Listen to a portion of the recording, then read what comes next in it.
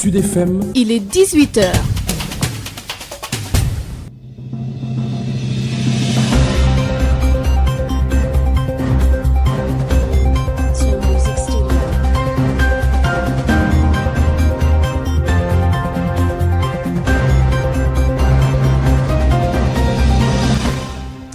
Bienvenue à vous dans ce journal. Les titres, c'est dans un instant.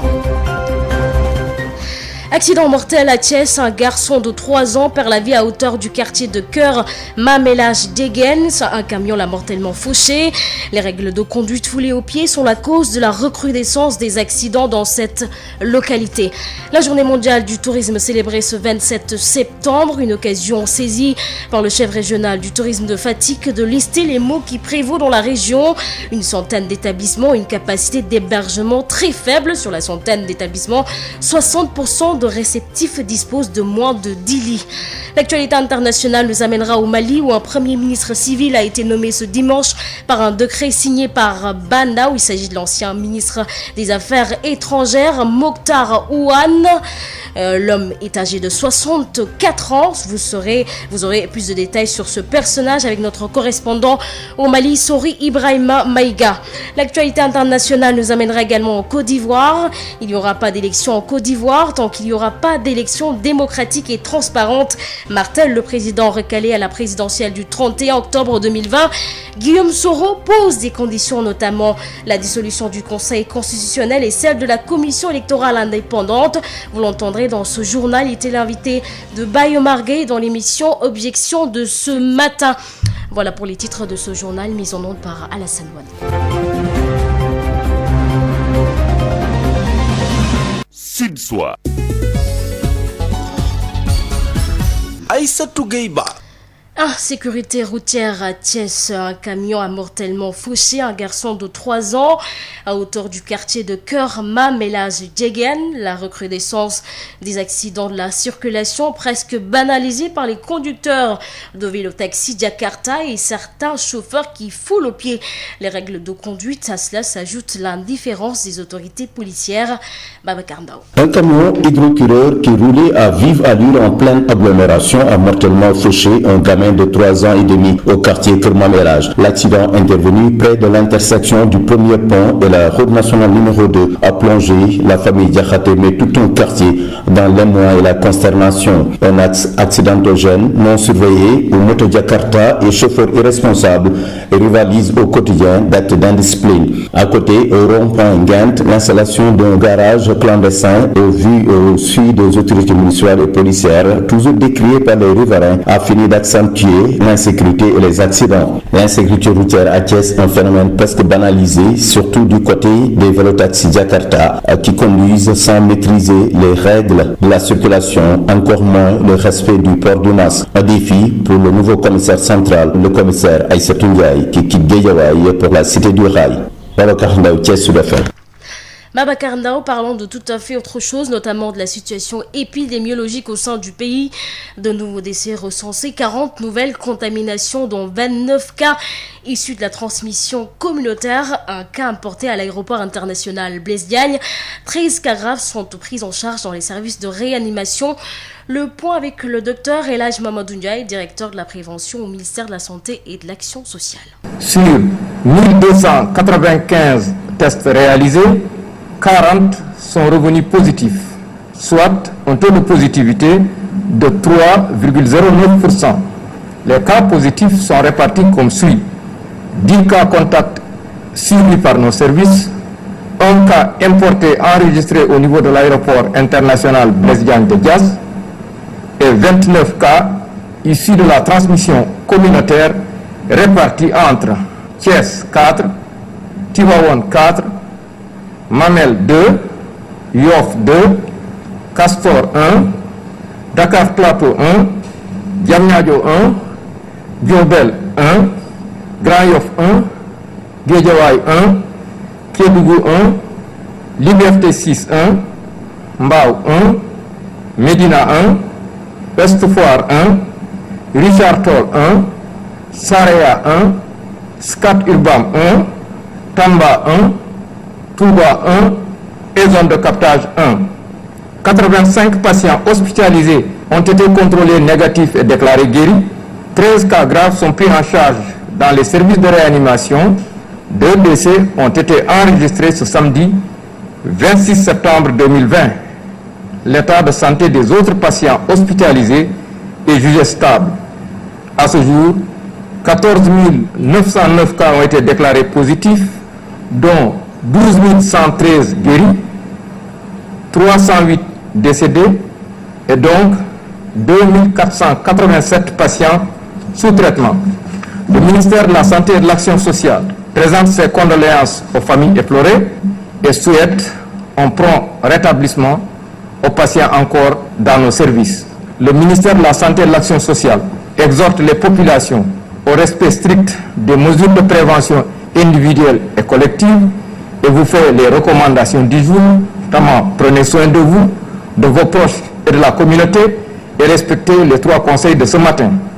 Le port correct de masques bien ajusté, le lavage régulier des mains à l'eau et au savon, vous pouvez également utiliser des gels de qualité ou respectant les normes de bonne fabrication. Enfin, à cette période de vacances, les parents doivent veiller à ce que les jeunes portent les masques avant de sortir et se lavent les mains dès le retour avant d'entreprendre quoi que ce soit à la maison. Je vous remercie de votre attention. Direction Matam où le torchon continue de brûler entre le médecin-chef de district de Ranérou, une partie de la population, le conseil départemental de la jeunesse à la suite du communiqué du musclé du SAMES défendant l'agent a tenu à se laver de toute manipulation et exige le départ du médecin Abdourahmane Diène. Après la sortie musclée du SAMES régional l'avant à Grande Eau, le médecin chef du district de Ranérou pris en grippe par une partie de la population du Ferlo réclamant son départ. Le conseil départemental de la jeunesse a tenu à préciser l'autonomie de sa structure. Bokar Diallo en est le président. Lorsque nous avons fait ce point de presse, le SAMES régional, c'est-à-dire le syndicat des médecins régional, ils ont fait une sortie dans laquelle ils ont dit qu'il y a un leader qui est derrière nous. Alors que nous sommes des jeunes très responsables. Aucun leader ne peut nous influencer. C'est nous-mêmes qui avons constaté, qui ont vu avec nos propres yeux la situation du centre de Ranérou. Nous avons décidé ensemble de combattre pour que vraiment le gouvernement nous entende. En effet, la situation du centre de santé de Ranérou a été aussi décriée par le syndicat des médecins qui a laissé comprendre que le conseil départemental ne mettait pas assez la main à la poche pour aider. Demba Paté Diallo est le chef de cabinet du président du conseil départemental de Ranérou. Si aujourd'hui le SAMES régional dit que le conseil départemental n'a rien fait pour le district sanitaire de Ranérou, vraiment je suis désolé. Au niveau du district, il y a 4 matrons qui sont recrutés par le conseil départemental. Il y a un chauffeur, 2 gardiens, 2 techniciens de surface et un pharmacien qui sont là-bas en ce moment au niveau du district. Si vous appelez le médecin, il peut vous confirmer ça. L'autre chose, il y a des dons de médicaments que le conseil départemental a fait récemment, ça ne fait même pas 2 mois que le conseil départemental a apporté pour le district sanitaire de Ranérou. Partira ou partira pas en attendant le dénouement final. Les populations font face à une structure sanitaire qui souffre d'un manque criard de personnel. Matam, Abdourahmane Diène pour Sud FM. Abdourahmane Diène à Magal de Touba avec 0 cas de coronavirus et du mois l'objectif des jeunes de la convergence des jeunes républicains du département de Mbour. En campagne de sensibilisation, ils ont distribué plus de 3000 masques et des gels antiseptiques aux familles religieuses de Mbour. Une activité présidée par le coordinateur national de la COJER, Moussa Sow, il est au micro de Moustapha Sall. Cette vaillante jeunesse républicaine de Mbour au niveau départemental qui a eu cette ingénieuse idée d'organiser cette séance de distribution de masques en cette veille du Grand Magal de Touba. Parce que nous voulons un Grand Magal de Touba avec 0 Covid-19, 0 cas de coronavirus. Raison pour laquelle aujourd'hui ils m'ont invité à venir voir, accompagner cette jeunesse dans les lieux de chefs religieux pour véritablement leur donner des masques, leur donner ce qu'on appelle des gels antiseptiques afin de se prémunir, afin véritablement de se protéger contre la Covid-19. Nous avions donné plus de 3000 masques. Les gels, on ne peut pas le compter parce qu'on a tellement donné de cartons, finalement on ne peut pas compter le nombre de bouteilles de gel qu'on a distribuées. Dans le cadre de sensibiliser à cette maladie à coronavirus, parce que nous voulons que la jeunesse d'abord soit aux avant-postes pour véritablement sensibiliser sur cette maladie. On nous a dit que la jeunesse, c'est elle qui sort du moins, c'est elle qui chope le virus et c'est elle-même qui l'amène dans la maison ou véritablement dans les lieux où fréquentent souvent nos vieux, nos parents. Et à partir de ce moment, on les transmet ce virus. C'est pour laquelle nous nous sommes dit, mais attention, aujourd'hui c'est nous-mêmes qui devons aller sur le terrain, sensibiliser, essayer également de porter ces masques en tout lieu pour véritablement ne pas choper ce virus afin de transmettre ça à nos parents. Les artisans regroupés au sein du GIE des jeunes carreleurs de Diourbel ont reçu du matériel de travail des mains de Alassane Diallo, directeur du Fonds national pour la promotion des jeunes, une bouffée d'oxygène pour ces acteurs fortement impactés par la pandémie. Adama Ndiaye. Les conditions de travail des jeunes carreleurs de Diourbel sont difficiles. À cela vient s'ajouter le manque de matériel de travail pour bien exécuter leur marché. C'est dans ce contexte que le directeur du Fonds national pour la promotion de la jeunesse, Alassane Diallo, par ailleurs homme politique de l'Alliance pour la République, a remis du matériel composé de matériel de carrelage au GIE des jeunes carreleurs de la Chambre de métier pour une valeur marchande de 300 à 500 000 francs. Nous pensons que nous avons démarré d'abord par des actions éminemment sociales, partie de l'école, dans les districts sanitaires, particulièrement au poste de santé de Grand Diourbel. Aujourd'hui, nous avons eu l'honneur et le privilège d'avoir un appui pour le compte du GIE des jeunes carreleurs de Diourbel. C'est un appui que nous avons pu décrocher au ministère de la Jeunesse. J'en profite pour remercier Madame le ministre de la Jeunesse, Néné Fatoumata Tall, qui est ma patronne, qui a bien voulu appuyer les actions du mouvement, parce que travaillant pour le rayonnement de la région de Diourbel, de la commune de Diourbel, dont le ministre Dame Diop. Le directeur du Fonds national pour la promotion de la jeunesse a saisi cette occasion pour appeler tous les responsables de Diourbel à fédérer leurs forces pour le développement de Diourbel. Que nous sommes dans une démarche fédérale. Nous ne voulons pas être dans des querelles pour nous qui n'arrangent pas Diourbel. Je pense que c'est ça l'ambition. Nous sommes dans des actions concrètes et aujourd'hui c'est la troisième fois que nous sommes en train de poser des jalons. Ce matériel va améliorer les conditions de travail des jeunes carreleurs. Maguette Sow et son secrétaire général. ak ndimbal bi ñu am bu amatee yenn marché dañu def possibilité boo xam ne kenn ku ci nekk da nga mën a jàpp ci benn matériel bi liggéey bi dox. Diourbel sur FM Adama Ndiaye. La journée mondiale du tourisme célébrée ce 27 septembre. La région de Fatick présente beaucoup d'offres touristiques, mais sur une centaine d'établissements. La capacité d'hébergement y est très faible, des difficultés d'éclairage, un manque d'eau y sont également notés. Jean-Pierre Ndeki, chef du service régional du tourisme de Fatick, Kaolack et Kaffrine, est au micro de Ngor Sarr. Certaines structures d'hébergement touristique ont la possibilité d'avoir des touristes pendant le week-end. Ils ont peut-être un taux de remplissage qui est faible, mais qui leur permettent quand même de pouvoir disposer de ressources pour le roulement de leur activité. Maintenant, le tourisme au niveau de Fatick, on vient de visiter une zone parmi tant d'autres zones qui représentent le potentiel du tourisme. C'est un écosystème qui est fragile. Nous n'avons pas besoin de développement d'un tourisme de masse. Donc, à Fatick, nous avons l'écotourisme, nous avons une culture, une forte diversité culturelle. Quand on parle de tourisme, il y a le côté environnemental, mais il y a aussi le côté culturel. C'est ces deux pans qui constituent l'écotourisme. En termes de lits, Fatick pourrait avoir plus de 2000 lits environ, parce que nous avons une centaine d'établissements qui ont par contre une capacité d'hébergement très faible. Sur la centaine d'établissements, nous avons au moins 60% de réceptifs qui ont moins de 10 lits. Donc cela explique la faiblesse de la capacité des hébergements au niveau de la région de Fatick. Beaucoup de Sénégalais ignorent les merveilles que nous avons. Ce qu'ils vont chercher ailleurs, on offre mieux. La difficulté aujourd'hui, il y a l'aspect promotionnel. Les Sénégalais ignorent ce qu'ils ont. Il y a quelquefois un problème d'éclairage. Au niveau de Fatick, les réseaux ne sont pas bons du tout. Et quand on parle d'un village planétaire, c'est à travers l'Internet. L'autre goulot d'étranglement également au niveau de la destination, c'est un problème d'eau qui se pose. Le secteur du tourisme, il faut la sécurité, mais il faut également la salubrité. Et à l'occasion de cette journée mondiale du tourisme, la Fédération des offices et syndicats d'initiative et du tourisme du Sénégal y a effectué une balade en pirogue. Elle a choisi Fatick, la région choisie par cette fédération pour célébrer cette journée. Gorsar. La Fédération des offices et syndicats d'initiative et du tourisme du Sénégal a choisi la région de Fatick pour célébrer ce dimanche la journée mondiale du tourisme. Elle a découvert hier les merveilles du delta du Saloum lors d'une longue balade en pirogue dans les ballons entourés par des paludiviers, lieu de reproduction des poissons et des crevettes avec une très belle végétation.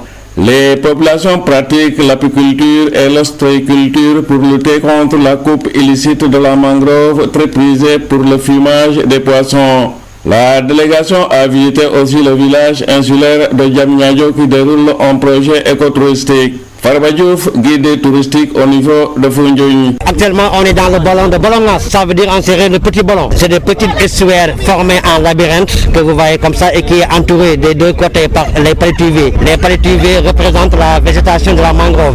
En bas des racines des palétuviers, on cueille les huîtres. On fait de très jolies balades avec les touristes. La particularité des Sine Saloum, c'est vraiment la découverte des ballons. C'est une très belle végétation, mais malheureusement méconnue de nos pouvoirs publics. Les oiseaux aiment bien nicher. En pleine période, on a beaucoup d'oiseaux migrateurs ou nicheurs qui viennent se reposer dans le Sine Saloum. Nous sommes le premier site mondial de la famille des limicoles, les petits oiseaux, qu'on appelle les esternes royales. Deuxième site après le Djout de Saint-Louis. C'est le lieu de reproduction également des crevettes et les poissons également tels que la tilapia, les carpes et les barracudas également, les mulets. On a des offres, on a tout ce qu'il faut, mais malheureusement, les Sénégalais de l'intérieur ne savent pas que nous avons ces merveilles. La fédération a été donc émerveillée par la beauté du delta du Saloum, membre des plus belles baies du monde, avec de nombreuses îles, des sites historiques, une diversité culturelle et des milliers d'hectares de mangroves. La journée va démarrer par un panel sur le thème tourisme et développement rural.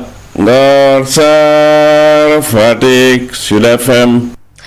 Controverse autour du troisième mandat. Guillaume Soro appelle à la mobilisation générale pour barrer la route à Alassane Ouattara. Le président de Génération et Peuple Solidaire pose des préalables avant toute élection en Côte d'Ivoire, parmi lesquels la dissolution du Conseil constitutionnel, de la Commission électorale indépendante, la réintégration sur les listes des candidats recalés, la libération de tous les détenus politiques et le refus de la candidature de Ouattara. Quant à la CEDEAO, Soro dit ne rien en attendre.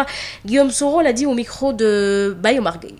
Oui, j'ai pris langue avec Laurent Gbagbo au téléphone et je suis le même hier qui s'est battu pour ne pas qu'on exclue Alassane Ouattara de Côte d'Ivoire. Je suis le même aujourd'hui qui dit à Alassane Ouattara que je ne suis pas d'accord avec lui qu'il exile Gbagbo et qu'il exclue Gbagbo. Ce n'est pas normal. Gbagbo doit rentrer en Côte d'Ivoire et doit assumer ses charges politiques. Donc, si vous voyez, ma démarche est cohérente. Tant qu'il y aura de l'exclusion, tant qu'il y aura de l'injustice, vous retrouverez Guillaume le rebelle. Nous attendons que Ibn Chambas dise à Ouattara qu'au nom de la paix en Côte d'Ivoire, qu'il retire sa candidature.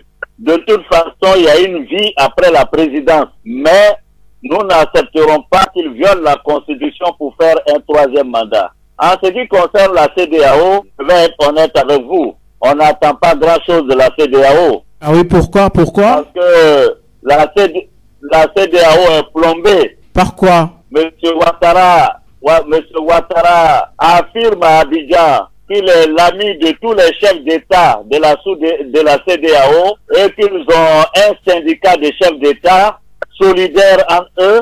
Et ils ne voient pas quel chef d'État viendrait le contester. Donc, nous, on n'attend pas grand-chose de la CEDEAO. De toute façon, c'est une CEDEAO des chefs d'État et non une CEDEAO des peuples. Ce qui est dommage. C'est pourquoi, d'ailleurs, nous allons revendiquer en Côte d'Ivoire une véritable réforme de la CEDEAO. Donc, M. Ouattara nargue les Ivoiriens avec le fait que lui, il est l'ami de tous les chefs d'État de la CEDEAO et que personne n'ose. D'ailleurs, je vous informe qu'il était prévu que une délégation de la CEDEAO, une délégation de l'Union africaine accompagne M. Ibn Chambas pour l'audience. L'Africain Alassane a chassé la délégation de la CEDEAO et de l'Union africaine et n'a consenti qu'à recevoir le représentant des Nations Unies. C'est vous dire déjà ce que Ouattara pense de la CEDEAO. Oui, mais au-delà de la CEDEAO, il y a l'Union africaine, mais il y a également de façon générale la communauté internationale. Qu'attend l'opposition de la communauté internationale aujourd'hui? Vous savez, moi, je n'ai jamais pensé qu'il faut attendre quelque chose de la communauté internationale. Ce qu'il faut attendre, et la seule chose qu'il faut attendre, c'est le peuple de Côte d'Ivoire. Seul le peuple de Côte d'Ivoire est souverain. Et c'est ce peuple de Côte d'Ivoire qui doit se libérer lui-même, sans compter sur la communauté internationale. Les Ivoiriens doivent se lever pour dire non au troisième mandat de Ouattara et faire en sorte qu'il n'y ait pas d'élection en Côte d'Ivoire tant que Ouattara ne se retire pas. Direction le Mali où un premier ministre civil a été nommé ce dimanche par un décret signé par Bandao. Le chef du gouvernement de la transition s'appelle Mokhtar Ouane. Il a été nommé ce dimanche et c'est un ancien ministre et ancien diplomate et fonctionnaire à l'UEMOA.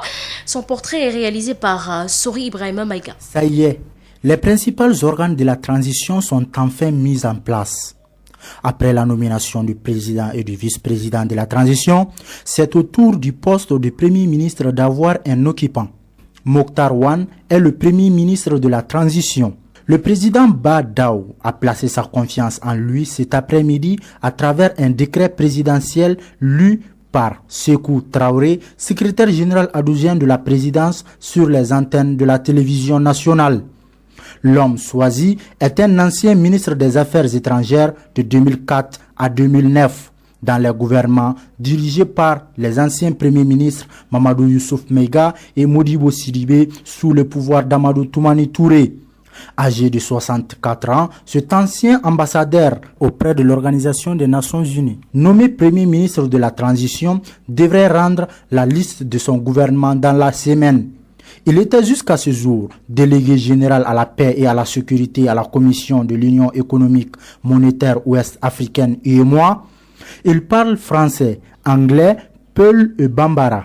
Selon Brehima Elidiko, un observateur joint par téléphone, M. Ouane est un bon choix à cause de son riche carnet d'adresses sur le continent et dans le monde, sa maîtrise avérée des questions sécuritaires du pays et de la sous-région.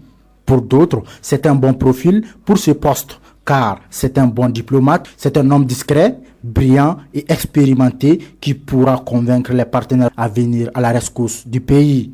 Sori Ibrahim Mega, Bamako, Sud FM. Aïssatou Gueye-Ba.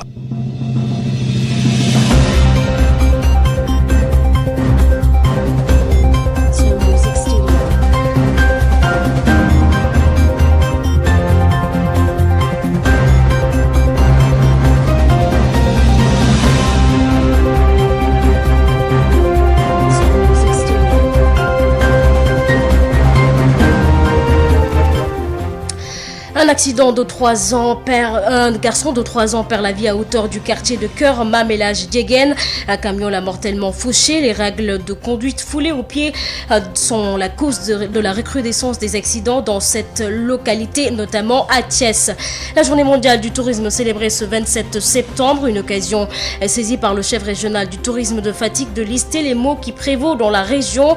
Une centaine d'établissements ont une capacité d'hébergement très faible. Sur la centaine d'établissements, 60% de réceptifs disposent de moins de 10 lits.